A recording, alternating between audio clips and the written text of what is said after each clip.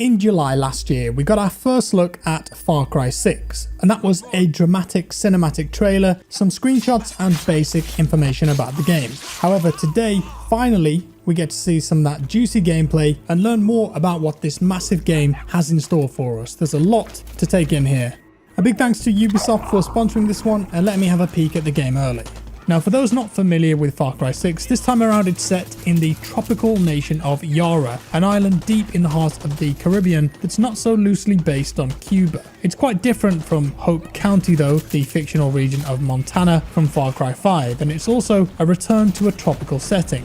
According to Ubisoft, it's their most ambitious world yet, and they want you to feel like you're really exploring an entire country with jungles, beaches, villages, towns, swamps, and of course, the capital city, the game's first built-up urban environment. And you can of course expect plenty of wildlife too. In this game you play as Dani Rojas, a guerrilla fighter born in the country's capital city of Esperanza. You can customize Dani at the beginning of the game with two different character models available, male or female, both with their own voice acting. And you're part of a revolution against Yara's ruler and dictator, Anton Castillo, played by none other than Giancarlo Esposito, and the cutscenes do look fantastic. Anton has been in power for 50 years and the island has been cut off from the world after a violent revolution. And this plays into the story of the game because the country itself is essentially isolated and frozen in time. And this is shown in the architecture, weaponry and vehicles around the place. Anton is determined to return Yara back to its former glory, but in doing so, he's clamped down on most of the freedoms of the people, issued brutal social reforms, and anyone who speaks out against him is forced into labour camps.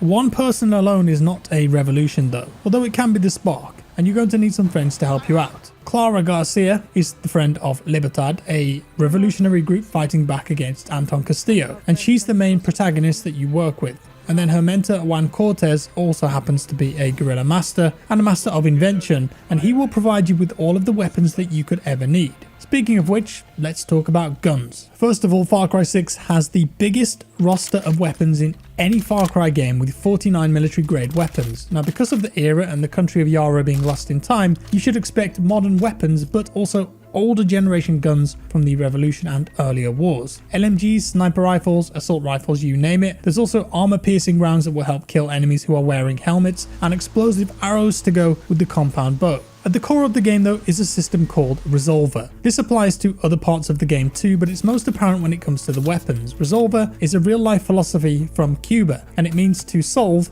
and it's all about using resourcefulness and creativity to get things done. In Yara, because the island has been cut off for decades, people have become used to making do with what they have and making the most of it. This means you're going to be able to make use of some very wild and wacky weapons, scavenging sardine cans, car batteries, old motorcycle engines, car mufflers, you name it. It could be used as a weapon, and it makes for some very different combinations. It's not just the weapons themselves either, it also includes attachments such as scopes. You're going to be able to add suppressors, sights, different magazines, laser pointers, and while some of them will be military grade, there will also be resolver versions of them too. And alongside all of the impressive weaponry, you're going to have a few gadgets at your disposal. Throwing knives will be great for silent and stealthy kills, EMP grenades are brilliant at taking out cameras and alarms, and of course, baseballs for nothing other than hitting enemies in the head to distract them before you take them down. You can also customize all of your gear, and perks are tied directly to the gear this time. You can change your headgear, chest, hands, legs, feet. By changing up different pieces of gear, you'll find ways to complement your playstyle. For example, marksman goggles will improve headshot damage, being incredibly useful if you want to snipe at a long distance or you're accurate. And vest, pants and shoes can give you stuff like improved stealth and mobility, and gloves can improve accuracy with throwing knives. There's a lot of customization in this game. You also get something called Supremo backpacks, something new to the series. These are very much in line with the Resolver philosophy. The backpacks come with a special ability like the Exterminator pack, which is an insane looking artillery strike just sitting there waiting on your back. These can be really useful if you've sounded an alarm or you're in trouble. They can then blow up any reinforcement at range, and there are others that you can choose from too, all having unique attacks. Now, artillery backpacks are cool and all, but do you know what would be really cool? A pet crocodile called Guapo that can attack people for you. Thankfully, you're in luck, because that's exactly what you're getting. Thanks for Hire is back in Far Cry 6, but this time they're called Amigos for Hire. You may have already seen the little wiener dog in a wheelchair called Chorizo. He's one of the Amigos that you can call on, but Guapo is a very different ally. As you can imagine, he's great in the water and really useful in swampy areas of the map. And well, it's just funny. insane, hilarious setting a crocodile on an unsuspecting enemy.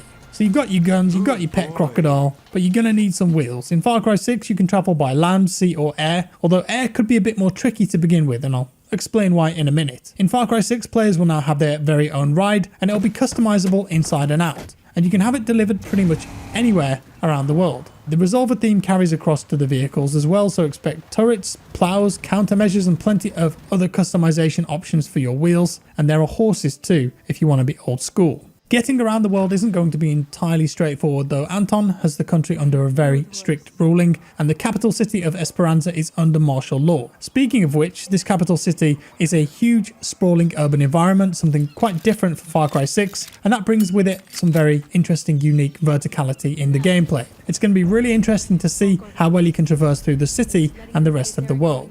The roads themselves are controlled by checkpoints, and Anton has flat cannons controlling the air. These play a part of the story, and you are able to take control of the checkpoints too, fighting your way through to overrun them. And this will make traveling by road easier. And yes, destroying the flat cannons one by one will enable you to fly uncontested. They are in military areas all over the island though, so it could take some work. Outposts are back too, called FND bases. The military has just taken over everything here. Schools, museums, TV stations, farms. There's a ton of locations that used to belong to citizens of Yara, and you can fight through them, capture them all and try to return them to the people. This isn't the first revolution here though. There was one back in 1917, and thanks to that there is a sprawling network of hidden paths that Libertad and yourself can use to get around the country. Underground locations, hidden jungle routes all can be used if you want to get around and avoid trouble. They can also get you new gear and intel. But if you do want to risk it in plain sight, Far Cry 6 has a new feature that lets players holster their weapons, and this lets you interact in the world without being pestered by soldiers constantly. Get too close though or enter a restricted area